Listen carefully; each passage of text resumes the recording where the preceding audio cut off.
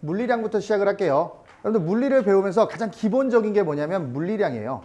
물리량이라는 게 뭐냐면 물리적으로 의미를 가지고 있는 모든 값들을 다 물리량이다라고 얘기하는 거예요. 그럼 이런 물리량에는 뭐가 있냐면 우리가 길이 같은 게 있고요. 또 뭐가 있냐면 질량, 또 시간 이런 것들이 존재한다라는 거야. 그래서 물리적으로 다 의미가 있는 값들을 다 물리량이라고 얘기하는데 그러면 이거를 우리가 표현할 때는 뭘로 표현을 하느냐라는 거야.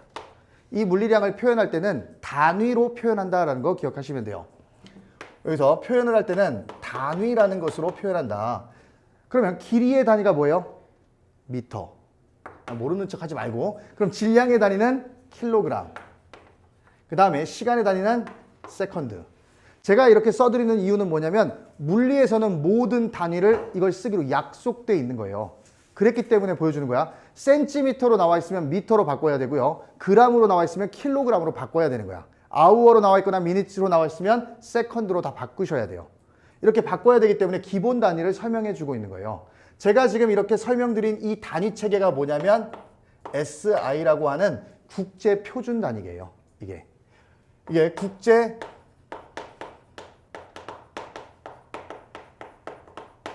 표준 단위계고 이 국제 표준계를 따르기로 우리나라는 약속돼 있는 거야.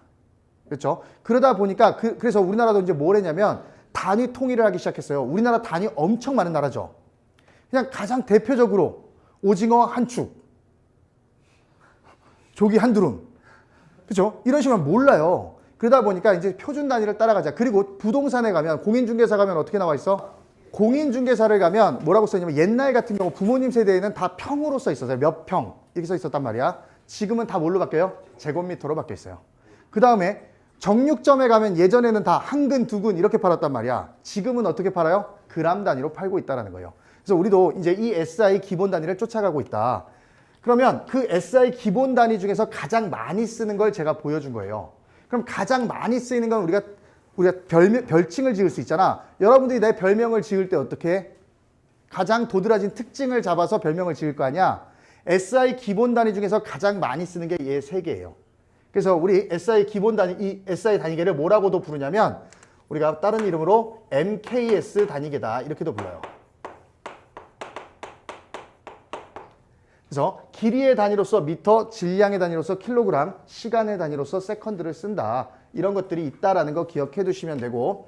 잘 봐요. 그럼 우리가 1미터 하는 순간 뭐 어떤 게 떠올라요? 미터가 나오는 순간 아 길이구나라고 알 수 있잖아. 그러니까 우리가 표현할 때 길이다라고 표현하지 않고 뭐야? 미터라고 표현하고 있다라는 거야. 됐죠? 10kg 하는 순간 아 질량이구나 알 수 있잖아. 이렇게 표현하는 건 단위로서 표현되고 있다. 그 정도 기억을 해두면 되고 국제 기본 단위로서 몇 가지가 존재하냐면 7가지가 존재한다라는 거 기억하시면 돼요. 나머지 단위들은 다 뭐야? 이 단위들을 조합해서 만들어낸 유도 단위들인 거야. 됐죠? 줄이라든가 뉴턴 이런 거는 다 유도 단위예요. 그래서 얘네들을 조합해서 만들었다. 그렇게 가시면 되고 그렇다면 시간의 단위로서 세컨드 또 뭐가 있냐면 온도의 단위로서 뭘 쓸까요? 켈빈을 씁니다. 켈빈. 우리가 이 절대 온도라고도 부르고요. 또는 연력학적 온도라고도 불러요. 이거 어디서 쓸 거냐면 연력학에서의 온도는 다 뭐야?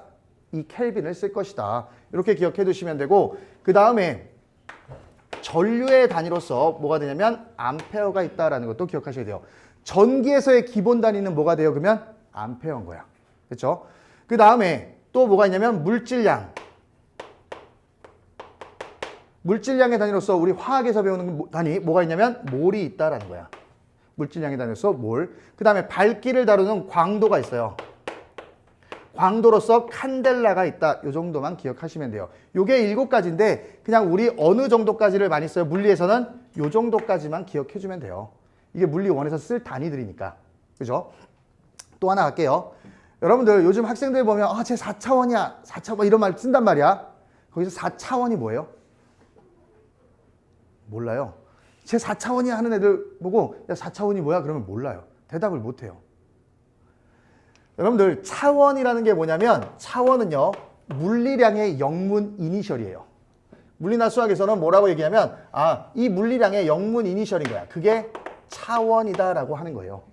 그러면 길이 잘 봐. 길이야 영어로 랭스예요. 그러면 뭐야? L을 적으면 돼요. 그러면 질량이야. 영어로 매스예요. 그러면 어떻게 적어? m이라고 적으면 돼요.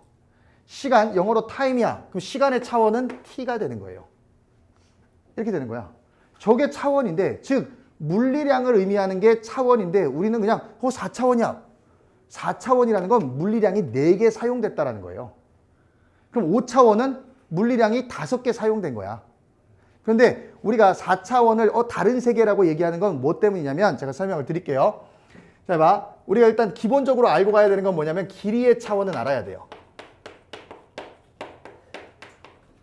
길이의 차원. 0차원부터 시작해서 0차원, 1차원, 2차원, 3차원이 있는 거야. 3차원이 있다. 0차원이 뭐예요? 점. 그지? 점이야. 그러면 점과 점이 모이면 뭘 만들어? 선을 만들어요. 그러면 선이 1차원인 거야. 그러면 선과 선이 있으면 뭘 만들어요? 면을 만들어요.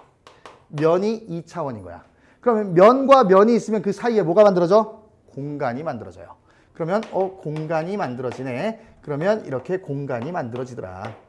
그래서 이렇게 공간이 만들어진다는 거야. 그럼 여기서 단위를 빼보는 거야. 자, 해봐. 그럼 단위를 빼보면 선의 단위가 뭐예요? 길이의 단위? 미터. 면적의 단위? 미터 제곱. 그러면 공간의 단위, 부피의 단위 뭐예요? 미터, 그죠? 세제곱미터. 그럼 여기 뭐가 생략된 거야? 1이 생략됐겠지. 그럼 여기는 뭐가 돼요? 0이 되겠지. 모든 거의 영승은 1이 되겠지. 네. 이렇게 되는 거예요. 즉 0차원은 단위가 없다라는 거야. 됐죠? 그러면 여기 나와 있는 이게 뭐야? 차원을 의미했구나. 이렇게 보시면 되고, 잘 봐요. 그러면 선이다. 그럼 어떻게 적으면 되냐면 이렇게 적으면 돼요. 이게 차원인 거야. 제가 적으면.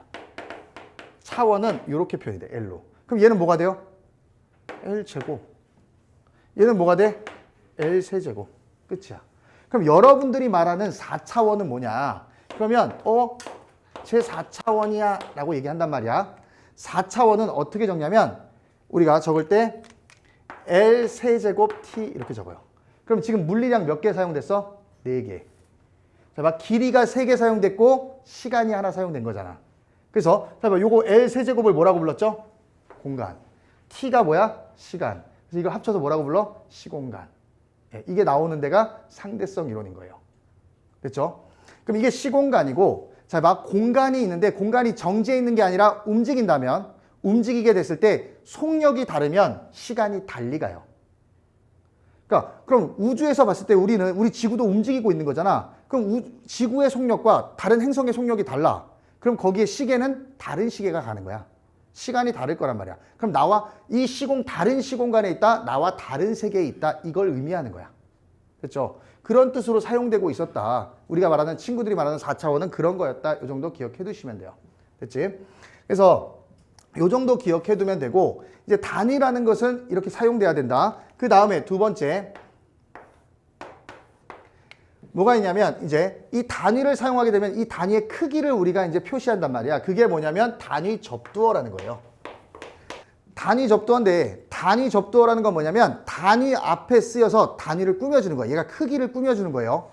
그런데 단위 접두어는 그러면 작아질 수도 있겠지. 아주 정밀해질 수도 있고 아니면 규모가 점점 커질 수도 있는 거야. 즉 미시적으로 작아질 수도 있고요. 거시적으로 커질 수도 있는 거야. 됐죠? 그런데 이 단위 접두어는 몇 단위 수체계를 따라가냐면 서양의 단위를 쓰고 있기 때문에 서양의 수체계를 따라가요. 그럼 서양의 수체계는 몇 단위 수체계야? 네, 1000단위 수체계입니다. 동양의 수체계는요? 10,000단위 수체계입니다. 여러분들 우리 이과잖아. 그리고 나중에 돈 많이 벌면 빨리 세야 될 거 아니야. 내가 번 돈이 얼마인지 알아야 될 거 아니야. 이렇게 있어. 이거 얼마예요? 했더니 저희 지금 1, 10, 100, 1000만 하고 있어. 예. 우리 동양은 뭐였어? 10,000단위 수체계라 그랬지. 그럼 만마다 찍는 거예요. 이렇게. 그럼 끝이에요. 그럼 얼마가 돼요? 10,000억, 1,000억이에요. 그냥. 10,000억, 조, 경 이렇게 가는 거야. 그럼 1,000억이네. 이렇게 끊으면 끝나요. 엄청 빨리 읽을 수 있어. 그런데 우리나라 땅덩이가 좁단 말이야. 무역으로 먹고 살아야 돼. 서양과에. 그러다 보니까 서양의 수체계를 따라가요. 또 돈도. 그러면 10의 3승 단위로 끊겨요. 이렇게 끊기는 거야. 그럼 여러분들 영어 단어 외울 때 생각해봐. 다 천 단위로만 외웠어요. thousand. 그 다음 뭐예요? million. 그 다음에 billion. 예. 100 빌리언이에요. 그냥. 이렇게 읽었던 거야. 그러면 우리는 지금 서양의 수체계를 따라가고 있는 거야. 그러면 단위 접두어는 10의 3승 체계로 움직일 것이다. 이렇게 기억을 해주면 돼요. 그러면 작아질 때 어떻게 되겠어? 10의 마이너스 3승, 10의 마이너스 6승, 10의 마이너스 9승, 10의 마이너스 12승. 여기까지 기억해두면 돼요.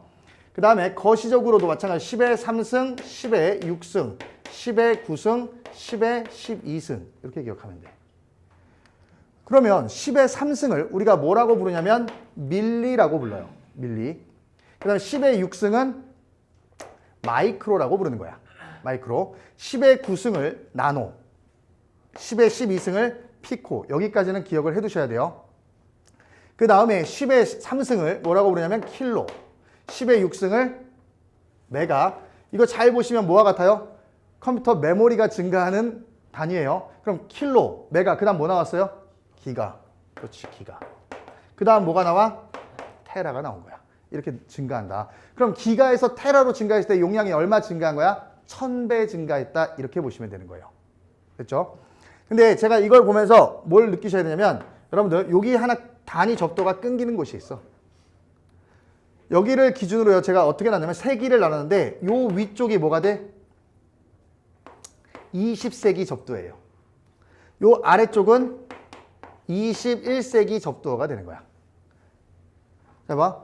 20세기 밀리니엄 종칠 때 세계 1위 기업이 어디였냐면 마이크로소프트예요. 그 당시에 단위의 접두어들을 회사 이름에 많이 붙였어.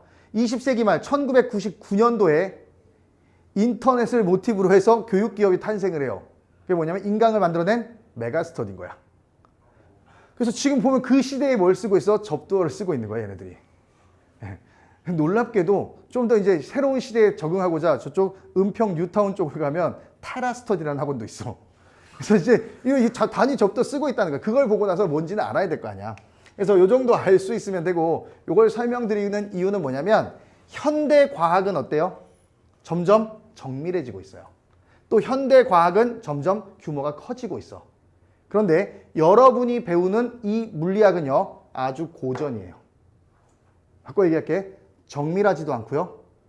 또 규모가 크지도 않아. 아주 고전인 거야. 그러니까 어렵지 않다라는 거야. 어렵게 받아들이려고 하면 안 돼요. 그러니까 고전의 물리학은 고전의 시선으로 바라봐야 되는데 자꾸 현대의 시선으로 바라보니까 틀리는 거야. 어려워지고. 그래서 고전 물리를 배우는 거니까 그냥 큼직큼직하게 생각하면 될 것이다. 그 얘기는 뭐냐면 현실 속의 물리학이에요. 현실 속의 물리학. 우리 현실 속에서 현미경으로 들여다보지 않잖아. 그냥 눈으로 본단 말이야. 그 정도 스케일에서 다룰 것이다. 그 정도만 기억하면 돼요. 즉 물리는요, 여러분들 계산이 되게 복잡할 것 같지만 계산이요, 소수 첫째 자리에서 다 끝나요. 즉 100분의 1 정도의 오차는 무시가 돼요. 100분의 1 정도의 오차가 무시가 되는 거야. 그러다 보니까 굳이 이걸 정밀하게 계산할 필요가 있어, 없어? 없어요. 그냥 대충 어림값이 그 정도 가면 그냥 그 값으로 보면 돼요. 끝까지 계산을 이끌어갈 필요가 없다라는 거야. 알겠죠? 제가 여기서 지금 물리량을 처음 소개시켜드린 이유가 있는데 그 이유가 뭐냐면, 잘 봐요. 여기 물리량을 소개했잖아. 물리를 공부할 때 물리량이 동일하다라는 말을 쓸 거야, 제가. 물리량이 같다 또는 동일하다 이런 말을 써요. 그럼 얘가 담고 있는 의미는 뭐예요? 전환된다야. 전환된다예요. 물리량이 같으면 전환할 수 있는 거야. 그래서 모든 물리 문제는 얘를 묻고 있는 거야. 가장 어려운. 여러분들 이번 교육과정에서 가장 어렵게 지금 출제되고 있는 게 충돌과 일과 에너지예요. 그러면 충돌에서 나오는 물리량은 뭐가 있냐면 운동량과 충격량이 나오는데 운동량과 충격량의 단위는 같아요. 그러면 운동량을 충격량으로, 충격량을 다시 운동량으로 이 바꾸는 과정을 묻고 있는 거야. 그 다음에 일과 에너지가 나온단 말이야. 일과 에너지의 단위는 어때요? 일의 단위도 줄이고 에너지의 단위도 줄인 거야. 그러면 일을 에너지로, 에너지를 일로 계속 이거 묻고 있는 거야. 물리량이 동일하다. 그럼 뭐예요? 전환된다라는 뜻을 갖고 있구나. 우리가 모든 에너지를 지금 발전을 통해서 뭘로 바꿔요? 전기 에너지로 바꾸고 있어. 이렇게 하나의 전기 에너지로 바꿀 수 있는 이유는 뭐 때문이야? 단위가 같죠. 단위가 같으면 바꿀 수 있는 거야. 단위가 다르면 바꿀 수 없다라는 거야. 그렇죠? 단위가 같으면 다 바꿀 수 있어. 그래서 단위 조합을 잘 하다 보면 문제가 풀리기도 해요. 그렇기 때문에 단위를 설명드린 것이고, 그러면 이제 넘어가서 이 물리량에 대한 설명을 좀 드릴게요. 이 물리량에는 뭐가 있냐면 벡터 물리량과 스칼라 물리량이 있다라는 거 기억하시면 돼요.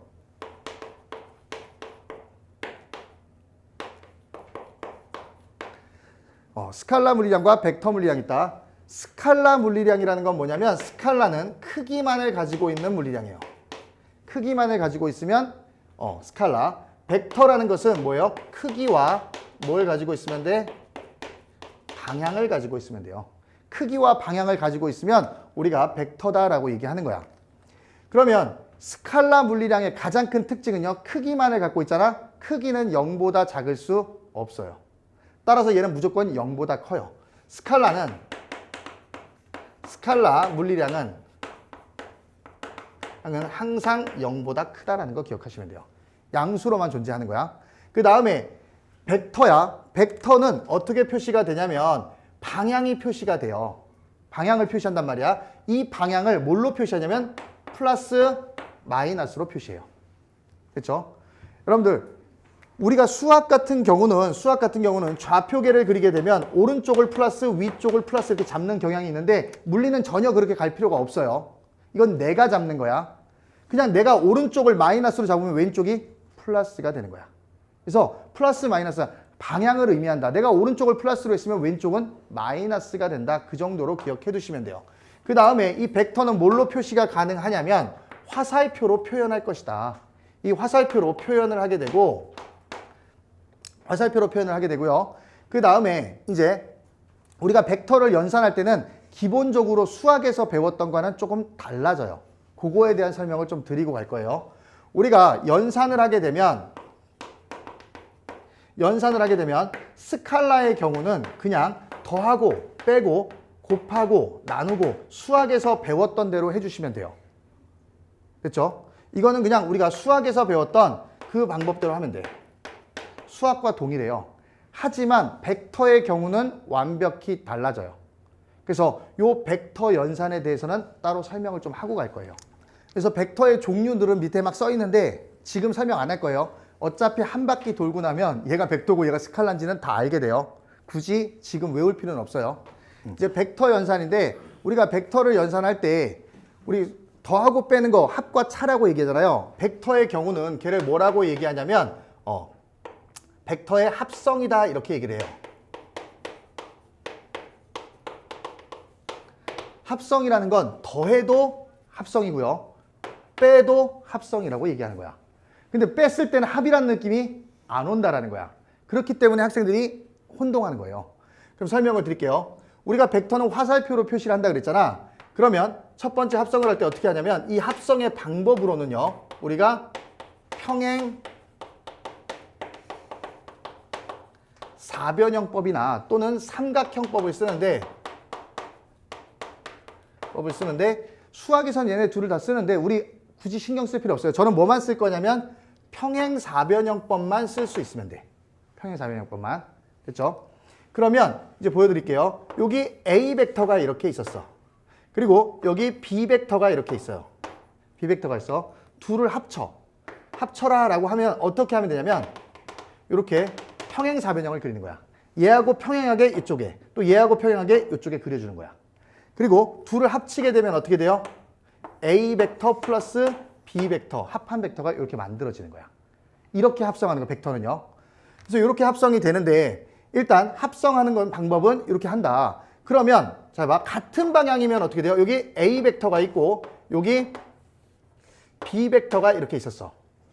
그러면 합친 벡터는 어떻게 표현해야 돼요? 이 둘을 합치게 되면 여기 A 벡터 플러스 B 벡터를 하게 되면 이만큼이 뭐가 돼요? A 벡터 플러스 B 벡터가 되겠지. 더해지겠죠. 그런데 만약에 이쪽으로 A 벡터가 있고요. 이쪽으로 B 벡터가 이렇게 있었어. 됐죠? 그런데 벡터는 방향이 반대일 때 뭘로 표시한다 그랬지? 플러스 마이너스로 표시한다 그랬어. 그럼 얘가 플러스면 얘는 뭐가 돼요? 마이너스인 거야. 그러면 요거는 어떻게 표현이 되냐면 얘에서 얘를 빼주면 될 거 아니야? 요만큼을 빼주면 돼요. 그러면 여기는 A 벡터 플러스 마이너스 B 벡터가 돼버리는 거야. 즉, 뭐 한 거예요? 더해준 거야. 방향이 반대인 벡터를 더한 거야. 그래서 합성이라는 말을 쓰는 거야. 근데 이걸 줄여서 우리는 어떻게 적어? A 벡터 마이너스 B 벡터 이렇게 적는다라는 거야. 됐죠? 그래서 요 정도 기억해 주시면 되고, 하나 더 갈게요. 여러분들 기백 배웠어요? 안 배웠죠? 그러니까 모르니까 차라리 괜찮아. 수학 같은 경우는 여러분들 수학에서는 A 벡터, B 벡터 합성해라 그러잖아. 그럼 어떻게 되냐면 합성하게 되면 A 벡터를 그대로 놔두고요. 이 B 벡터를 평행 이동시켜요. 그러면 얘를 이렇게 옮겨 붙이는 거야. B 벡터. 그래서 이렇게 합성을 해요. B 벡터. 이렇게 그려지는 거야. 그런데 물리에서는요. 물리에서는 여기 뭐 F1 벡터가 있고요. 힘이 있고 여기 F2 벡터가 있어. 됐죠? 그러면 이 벡터는요. 합성 불가해요. 수학과 달라요. 그러니까 이런 것들 기본이 차야 돼. 이거 나중에 어디에서 이 개념이 사용되냐면 작용, 반작용에 쓰일 거예요. 이 개념이. 뭐냐면 물리에서 힘을 다룰 때 물리에서는 요 화살표의 끝부분을 뭐라고 하냐면 작용점이라고 얘기해요. 작용점이 다르면 합성이 불가능해요. 그럼 여기 작용점이 지금 같아 달라? 달라요. 그럼 합성 불가인 거야. 이렇게 가는 거예요. 됐죠? 그럼 이제 여기서 하나 더 설명해 드릴게요. 그러면 이렇게 잘 봐. 힘을 합치는 것은 합력이라고 얘기해요. 그렇죠? 잘 봐. 벡터를 합성하는데 여기서 힘 또한 뭐냐면 벡터 물리량이야. 힘도 벡터예요. 그러면 합성된 힘을 뭐라고 할까? 합력. 그렇죠? 그러면 여기서 힘을 합력이다라고 얘기해요. 합력이야. 합력은 지금 잘 봐. 그러면 합력이라는 말은요. 같은 방향으로 더해도 뭐가 돼? 합력이고 빼도 합력이라고 하는 거야. 힘을 뺐을 때 학생들 머릿속에는 합력이라는 말이 안 나와요. 힘은 더해도 합력이고 빼도 합력이다. 왜? 합성한 거잖아. 따라서 합력이다라는 말은요. 뭐가 되는 거야? 더하거나 뺐을 때 더해도 합력이고 빼도 합력이다. 이렇게 쓸 거다라는 거야. 그 정도만 기억해 두시면 돼요. 그 다음에 벡터에서의 곱이에요. 얘는 중요해요. 벡터에서의 곱인데 우리가 이걸 뭐라고 하냐면 스칼라 곱과 벡터 곱 이렇게 얘기해요. 혹시 뭐 말로써라도 귀에 들어본 학생이 있는데 내적, 외적 이런 거예요. 그러면 뭐냐면 A 벡터 도트 B 벡터가 있어요. 그 다음에 A 벡터 크로스 B 벡터가 있어요. 여러분들 곱하기를 할 때 점이나 크로스 다 어땠어? 같았죠? 수학에서는 같아요. 수학에서 같았단 말이에요. 우리가 스칼라를 배울 때는 이거 같은 거야. 그런데 중요한 건 뭐냐면 벡터의 경우는 달라져요. 이 경우에 벡터 이렇게 점곱을 하는 경우 이걸 우리가 스칼라 곱이라고 얘기하는데 얘를 내적이라고 얘기해요. 내적. 그럼 어떻게 표시가 되냐면 A 벡터 A의 크기 곱하기 B의 크기 곱하기 코사인 세타가 돼요. 코사인 세타야. 그러면 이 크로스 곱을 하게 되면 외적이라고 얘기하는 거예요. 이거 고등학교 과정에 안 배워요. 기하 벡터를 배워도 외적은. 근데 이거 외적이라고 얘기하는데 얘는 어떻게 표시가 되냐면 A 벡터 곱하기 B 벡터 곱하기 사인 세타야. A 벡터의 크기 곱하기 B 벡터의 크기 곱하기 사인 세타야. 그런데 중요한 건 뭐냐면 이렇게 곱을 하면 벡터 곱하기 벡터 있죠. 얘는 뭐가 돼요? 스칼라가 돼요. 스칼라가 되는 거야. 그러면 얘는 뭐야? A 벡터 크로스 B 벡터 있죠. 벡터 곱하기 벡터야 해도. 근데 얘는 벡터로 빠져요. 얘는 벡터로 빠져요. 그러니까 전혀 달라진 거야. 그러면 벡터 곱하기 벡터인데 벡터가 되는 거야? 아니야. 스칼라가 될 수도 있는 거야. 이게 내적이냐 외적이냐에 따라 달라요. 그런데 이게 고등학교 과학의 공식에 나오느냐? 나와요. 근데 여러분들 아무 생각 없이 쓰고 있었던 거야. 해봐요. 이 대표적인 예가 뭐일 것 같아요? 1이에요. 1. 여러분들 1은 힘 곱하기 뭐죠? 중학교 때 배웠잖아. FS. 힘 곱하기 대한민국 99%의 학생이 하는 거 거리요. 아닙니다. 힘 곱하기 변위예요. 벡터예요. 여기 지금 잘 봐. 만약에 교과서를 봤는데 여기 곱하기가 크로스로 돼 있잖아. 이거 잘못 쓴 책이야. 잘못 쓴 책이에요. 무조건 점곱을 해야 돼요. 그리고 얘네 어떻게 돼? FS 코사인 세타라고 표시하는 거야. 여러분들. 그래서 중학교 때 여러분들 1이 0인 경우 맨날 묻죠. 물리에서 기본이야 그거는. 1이 0인 경우. 첫 번째 힘이 0인 경우. 두 번째 힘을 줬으나 이동하지 않은 경우. 힘의 방향과 운동 방향이 뭐 하면 돼요? 수직이면 0이었잖아. 왜? 코사인 세타가 0이 돼버리니까. 그런 이유가 있었던 거예요. 그러면 얘는 어디에 쓰일까? 요 얘는 외적은 여러분들 고3에서 물리 2를 배우잖아. 그럼 뭐가 나올 것 같아요? 돌림힘이 나옵니다. 돌림힘은 토크라고 얘기하는 건데 돌림힘은 뭐가 되냐면 R 크로스 F예요. 그러면 얘는 잘 봐. 둘의 단위는 어떨 것 같아요? 잘 봐. 얘 지금 봐봐. 힘이지. 얘 거리예요. 얘 힘이지. 얘 거리예요. 그럼 얘 뭐가 돼? 얘는 뉴턴 미터. 얘 단위 뭐 돼요? 얘도 뉴턴 미터지. 그럼 얘도 뉴턴 미터 이렇게 쓸 수 있어요. 단위를 보고 알 수 있어 없어? 없죠. 네. 얘는 줄로 바꿉니다. 뉴턴 미터를 우리가 줄로 바꾸는 거야. 줄은 스칼라 단위예요.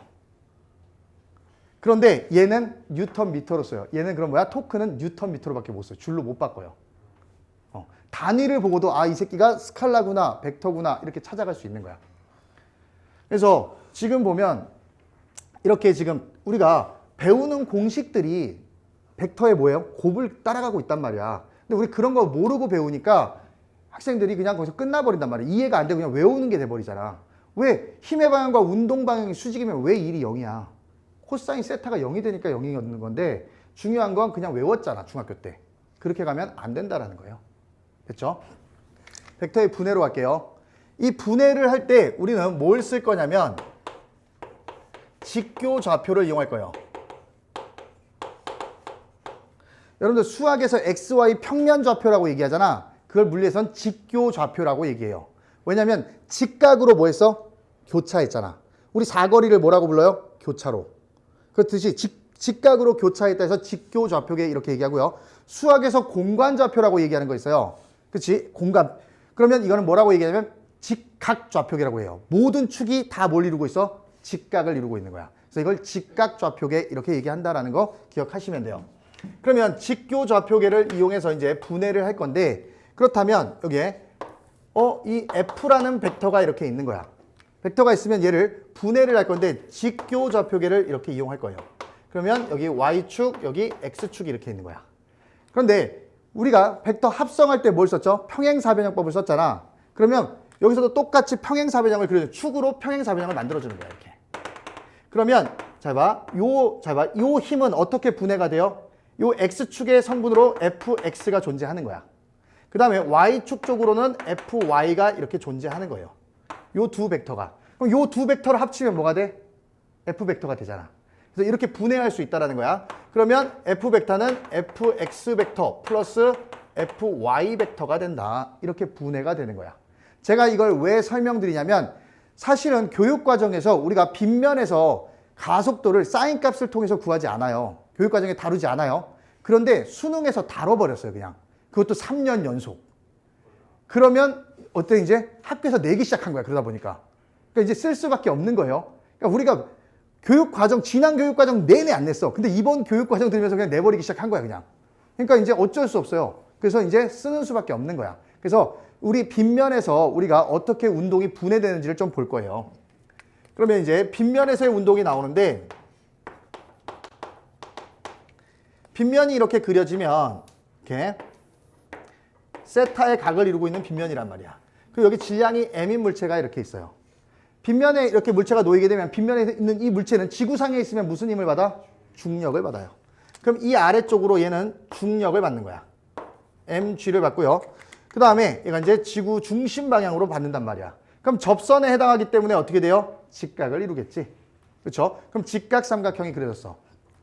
그 다음에 직교좌표계는 어떻게 그리는 거냐면 운동 방향으로 직교좌표계를 그리는 거야. 내가 잡고 있다 놓게 되면 얘는 빗면을 따라 내려가겠지. 그럼 빗면 방향으로 이렇게 직교좌표계를 그려주시면 끝나요. 그 다음에 얘를 이제 분해하는 거야. 분해하는 건데 이제 그러면 이렇게 축으로 분해가 됐잖아. 그러면 잘 봐. 얘는 이 물체는 중력에 의해서 빗면 아래로 내려가려는 요 힘이 있는 거야. 그래서 빗면 아래로의 힘이 이렇게 만들어져요. 그 다음에 이 빗면의 수직한 방향으로 또 뭐가 만들어져? 힘이 만들어지는 거야. 이 빗면의 수직한 방향으로 힘이 또 하나 만들어져요. 되겠지? 그럼 이제 볼게요. 요 세타를 기준으로 봤을 때 여기 90도야. 그러면 여기는 얼마가 돼요? 90 마이너스 세타가 되겠지. 그럼 요 직각삼각형이니까 또 여기 뭐 돼? 90도. 그럼 요 각이 뭐가 돼요? 세타. 그럼 얘네 둘 다 평행하니까 요 각이 뭐가 돼? 억각으로 세타가 되겠지.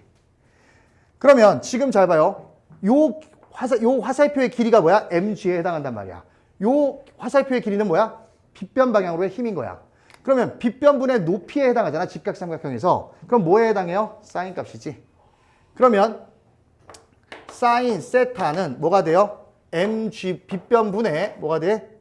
높이 f 빗면 방향으로의 힘. 됐죠? 그 다음에 요 값은 보면 빗변이 되고 얘는 뭐가 돼요? 삼각형의 밑변이 되겠지. 그러면 코사인 값이 되겠네. 코사인 세타가 될 거 아니야. 빗변분의 밑변이 되니까. 그러면 mg가 빗변 방향으로의 힘의 크기고 그 다음에 얘는 어때요? 빗면의 수직한 방향으로 이렇게 되겠지. 요거 수직으로 바꿀게요. 요거 빗면의 수직한 방향으로의 힘이 되는 거야. F 수직한 방향으로의 힘이 된다. 이렇게 가면 돼요. 그러면 빗면 방향으로의 힘은 어떻게 쓸 수 있어? 이제 빗면 아래쪽으로의 힘은 mg 사인 세타가 되겠지. 그렇죠? 그 다음에 빗면의 수직한 방향으로 힘은 mg 코사인 세타가 돼요. 됐지? 잘 봐. 내가 잡고 있다가 이 물체를 딱 놨어. 그럼 이 물체, 이 수직한 방향으로 움직임이 있어, 없어? 없죠. 그냥 빗면만 따라 내려가고 있잖아. 빗면과 나란하게. 그럼 이 방향으로 힘이 없는 거야. 분명히 힘이 주어졌는데. 그렇다면 잘 봐. 원래 일로 내려갔어야 되는데 내려가지 않았다는 건 빗면이 얘를 수직으로 뭐 하고 있다야? 밀어 올리고 있다는 거야. 빗면이 접촉면에 수직하게 밀어 올리는 힘을 뭐라고 얘기해요? 수직항력이라고 얘기하는 거야. 그러면 이쪽 방향으로 이 반대 방향으로 뭐가 작용해? 수직항력이 작용한다. 요거 N 수직항력이고 그 값은 뭐와 같아요? 요 눌렀던 힘과 같은 거야. 그래서 수직항력이 얼마가 돼요? mg 코사인 세타가 된다. 이렇게 갔던 거야. 이해가 됐어요? 그럼 이제 빗면 아랫방향으로의 힘, 요거는 일단 기억을 해야 돼. 그러니까 사인, 코사인 만약에 헷갈린다. 뭐 외우는 수밖에 없어. 그래도 헷갈린다 그러면 내려갈 때 어때? 스키장 가봐. 내려올 때 신나잖아. 네. 그때 신나. 네, 신나니까 사인이야. 이 물체는 원래 여기에 뭐 하고 싶었어? 꼭 처박히고 싶었어. 근데 안 처박혔잖아. 꼭 처박히고 싶었던 힘이니까 뭐야? 코사인인 거야.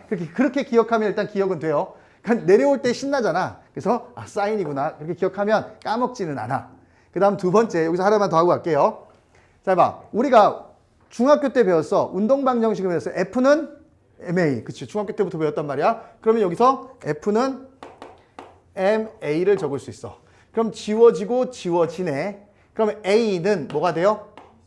G 사인 세타가 돼요. 제가 요거는 외우라고 할게요. 자 봐. 빗면이 놓여 있어. 빗면 아랫방향으로의 힘은 무조건 가속도는 얼마가 돼요? G 사인 세타. 두 번째. 세타가 일정하면 사인 값이 일정하죠. 중력 가속도는 안 변해요. 그렇다면 사인 값, 자 봐. 세타가 일정하다면 전체 값의 변화가 없는 거야. 무슨 운동이에요? 등가속도 운동이에요. 등가속도 운동하는구나. 무조건 빗면이 나오면 무슨 운동한다? 등가속도 운동한다. 머릿속에 들어있어야 돼. 등가속도야. 그러면 여기서 간단하게만 설명을 드릴게요. 등가속도야. 등가속도는 가속도가 뭐 하다는 거예요? 일정하다는 거야. 그렇죠? 가속도가 일정한 운동을 한다. 그럼 일정하다면 뭐예요? 예측 가능하다는 거야. 그 문제를 내고 있는 거예요. 근데 우리는 그걸 다 뭘로 풀고 있어? 공식으로 풀고 있다는 거야. 시간 내에 죽었다 깨나도 못 풉니다. 알겠죠? 그래서 요 등가속도 운동에서 규칙은 뒤에 가서 설명을 좀 드릴게요.